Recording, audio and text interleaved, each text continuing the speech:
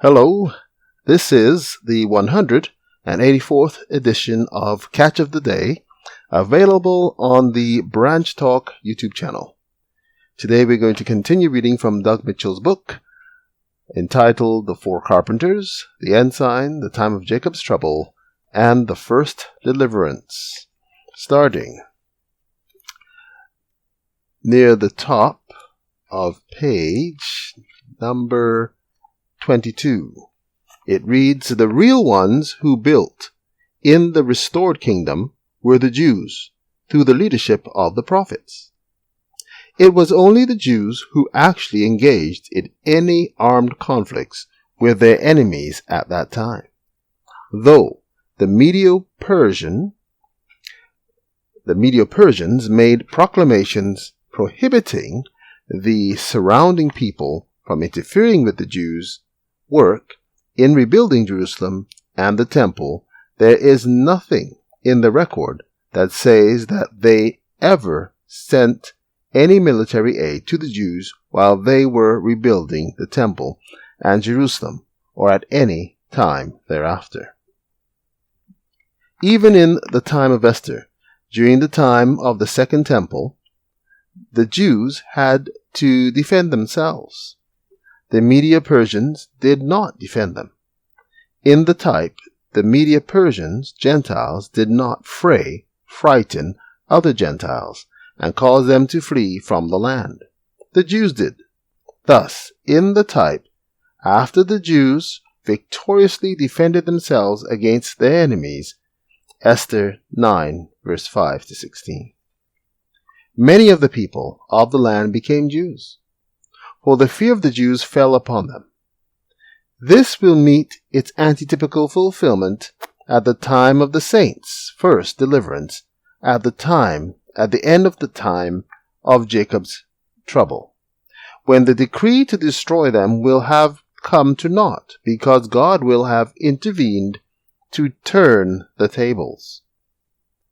Neither can Greece be reckoned as one of those four horns, because though the Ptolemies persecuted Judah and Jerusalem sometime after they came to power, after the death of Alexander, they didn't actually scatter the people then. History shows that it was 1. Ancient Assyria that scattered Israel, the 10 tribes, 2. Babylon that scattered Judah, the 2 tribes, and Jerusalem, 3. And Rome that scattered Judah and Jerusalem, 2 TG 1:11. But those are only 3 horns.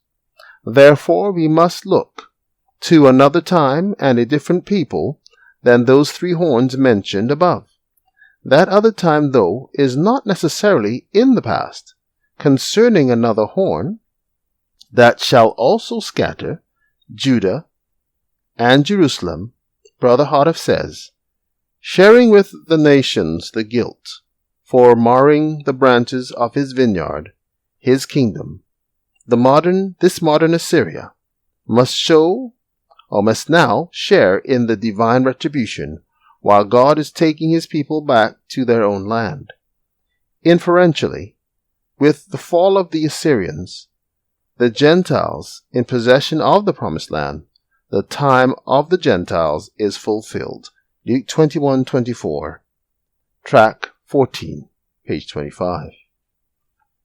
Just as the Lord used ancient Assyria, Babylon, and Rome to punish his people and scatter them, so he will use modern Assyria to once more punish the hypocritical nation, mar the branches of his vineyard.